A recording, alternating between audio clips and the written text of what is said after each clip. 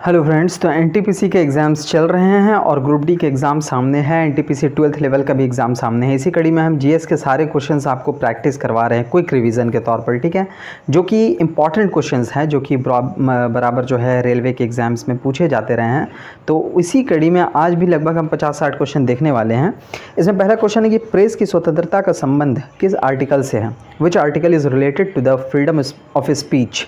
तो freedom of speech जो है ये रिलेटेड है आर्टिकल 19 क्लॉज 1, ठीक है।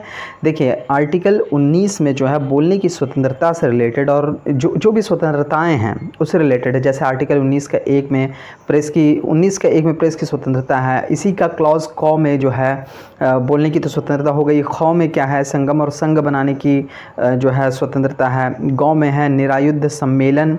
ख में है गौ में संगम और संघ बनाने की। घ में है 19 का क्लॉज का बात कर रहे हैं, आर्टिकल 19 क्लॉज घ में, ठीक है, क्या है, घूमने की स्वतंत्रता है। आप इंडिया में कहीं भी घूम सकते हैं, ठीक है। अंगों में क्या है, कहीं भी बस जाने की स्वतंत्रता है। तो ये स्वतंत्रताएं आर्टिकल 19 में है।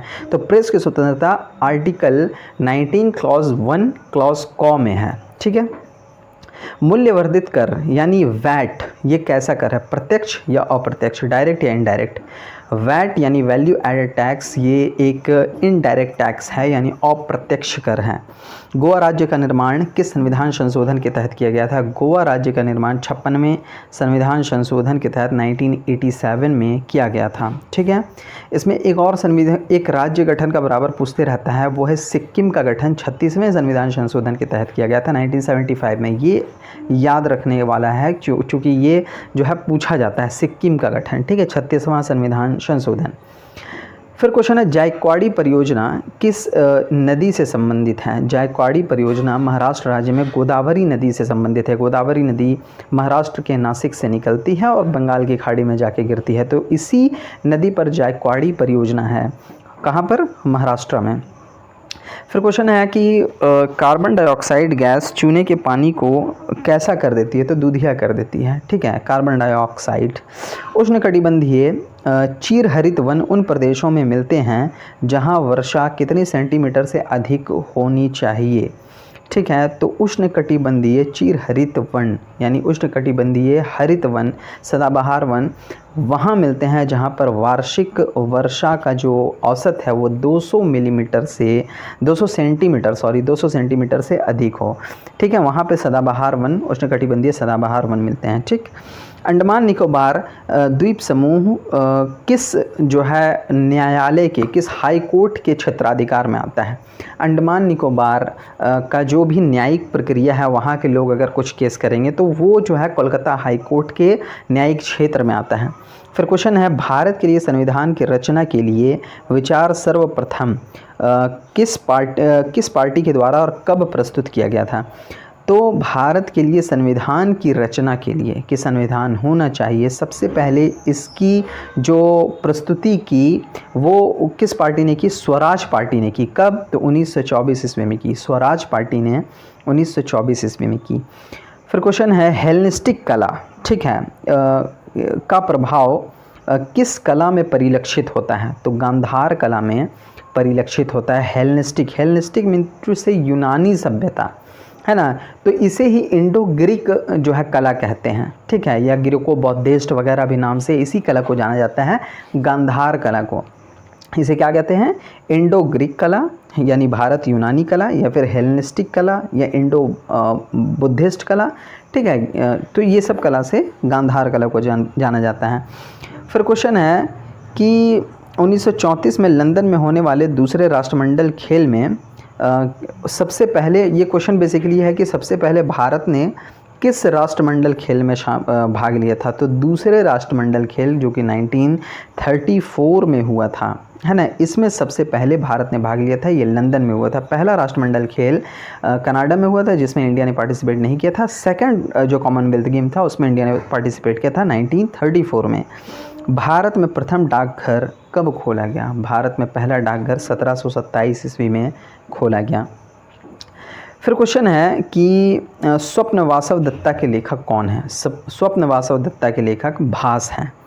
भारतीय राष्ट्रीय कांग्रेस ने सर्वप्रथम पूर्ण स्वराज का प्रस्ताव कहाँ पे पास किया? ये क्वेश्चन बहुत इंपॉर्टेंट है, ठीक है, और ये हर एग्ज़ाम्स के लिए इंपॉर्टेंट है क्योंकि 1929 यानी 1929 ईस्वी का वो लाहौर अधिवेशन बहुत महत्वपूर्ण है, जहाँ पर पूर्ण स्वराज का प्रस्ताव पारित किया गया था। इस अधिवेशन की अध्यक्षता पंडित जवाहरलाल नेहरू ने की थी और यहीं पर रावी नदी के किनारे लाहौर में ही जो है ये घोषणा की गई थी कि भारत जो है 26 जनवरी को प्रतिवर्ष स्वतंत्रता दिवस के रूप में मनाएगा। इसीलिए 1930 ईस्वी को 26 जनवरी को पूरे देश में स्वतंत्रता दिवस का आयोजन किया गया और ये आयोजन 1949 ईस्वी तक किया गया। इनफैक्ट 1950 ईस्वी में संविधान को लागू करने की तिथि इसीलिए 26 नवंबर 1949 को हमारा संविधान बन गया था, अंगीकृत कर लिया गया, लेकिन लागू करने की तिथि 26 जनवरी की रखी गई। 2 महीना का इंतज़ार ही इसलिए किया गया क्योंकि इस तिथि को 1930 ईस्वी से कांग्रेस स्वतंत्रता दिवस के रूप में मनाती आई थी, ठीक है। तो ये बहुत ही महत्वपूर्ण क्वेश्चन है। 1929 ईस्वी के ही इस लाहौर अधिवेशन में पूर्ण स्वराज का प्रस्ताव पारित किया गया था, ठीक है। केंद्रीय विधानसभा में 8 अप्रैल 1900 किस तिथि को, मेनली ये क्वेश्चन है कि केंद्रीय विधानसभा में किस तिथि को बटुकेश्वर दत्त और भगत सिंह ने बम फेंका था, ठीक है। तो 1929 ईस्वी में 8 अप्रैल 1929 ईस्वी को भगत सिंह और बटुकेश्वर दत्त ने सेंट्रल असेंबली में बम फेंका था और इस बम फेंकने का काम किसी की हत्या नहीं करनी थी, बल्कि एक वाक्य इन्होंने कहा था कि बहरों को सुनाने के लिए आवाज़ की ज़रूरत पड़ती है। ये मेनली क्या है, उस समय जो पब्लिक सेफ्टी बिल वगैरह लाए गए थे उसके विरोध में ये बम जो है फेंका गया था, ठीक है। कब? 8 अप्रैल 1929 ईस्वी को। फिर क्वेश्चन है कि साइमन कमीशन किसके कार्यकाल में भारत आया था? उस समय इरविन का कार्यकाल था। 1926 से 1931 ईस्वी का कार्यकाल इरविन का कार्यकाल था और भारत में साइमन कमीशन 1928 ईस्वी में आया था। तो ये किसके जो है पीरियड में? तो इरविन के कार्यकाल में, ठीक है। इरविन से रिलेटेड बहुत ही महत्वपूर्ण प्रश्न है, गांधी इरविन समझौता कब हुआ था?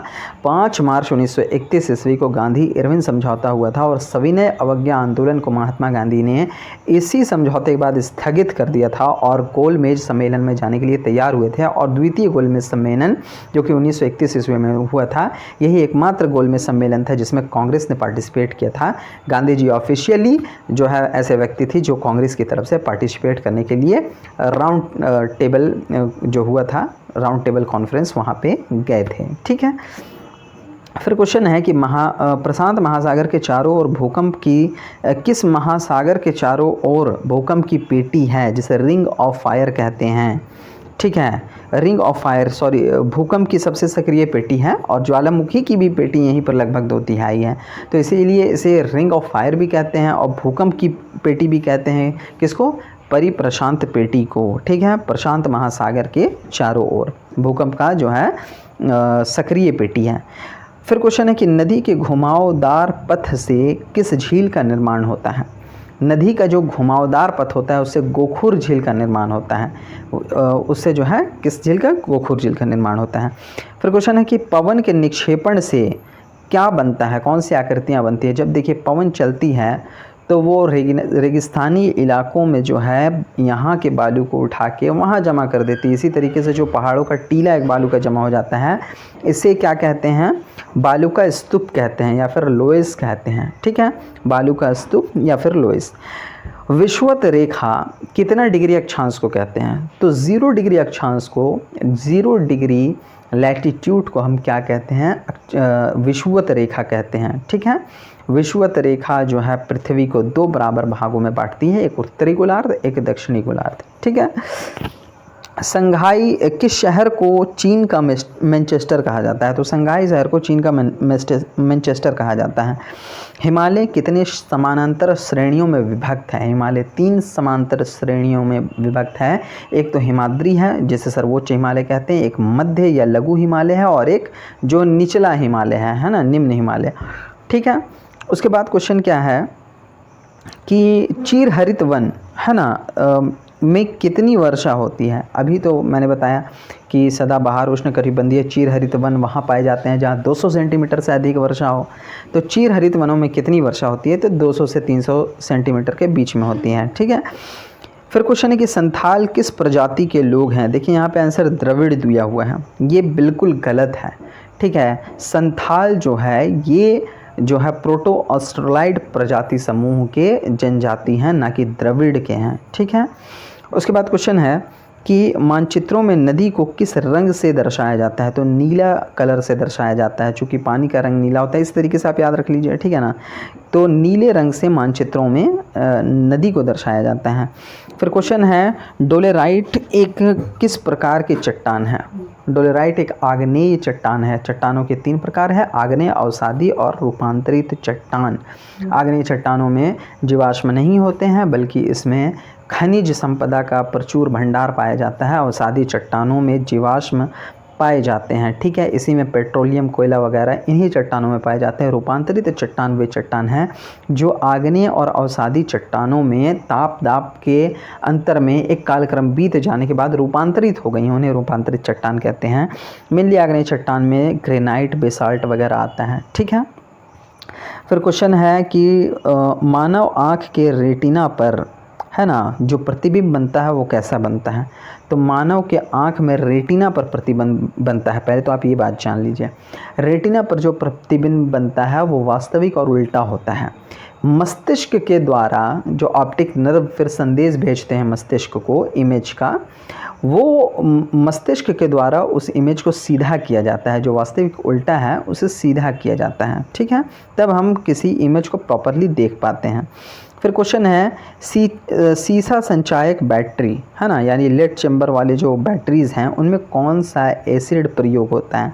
उनमें सल्फ्यूरिक एसिड का प्रयोग होता है। फार्मूला है H2SO4। ठीक है, और इसे ही अम्लों का राजा कहते हैं, king of all chemicals called H2SO4 sulphuric acid.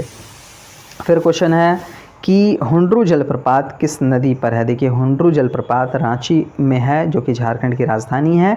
ये लगभग 98 मीटर ऊंचाई है इसकी, 321 फीट लगभग, और ये स्वर्ण रेखा नदी पर है। स्वर्ण रेखा नदी रांची से ही निकलती है। रांची की एक जगह है जहाँ से ये निकलती है, जिसका नाम है रानी चुआ कुआं से निकलती है ये। ठीक है, रांची के नगड़ी गांव से। और ये जो है झारखंड की एकमात्र ऐसी नदी है जो स्वतंत्र रूप से बिना किसी नदी में मिले जाकर के बे ऑफ बंगाल में गिरती है। ठीक है, तो हुंड्रू फॉल किस में है, स्वर्ण रेखा नदी में है। फिर क्वेश्चन है संघ लोक सेवा आयोग के अध्यक्ष अपना इस्तीफा किसे सौंपते हैं। तो यूपीएससी यानी यूनियन पब्लिक सर्विस कमीशन अपना इस्तीफा राष्ट्रपति को सौंपते हैं। ठीक है, असहयोग आंदोलन के शुरू होने के समय गांधी जी ने कौन सी उपाधि लौटा दी थी।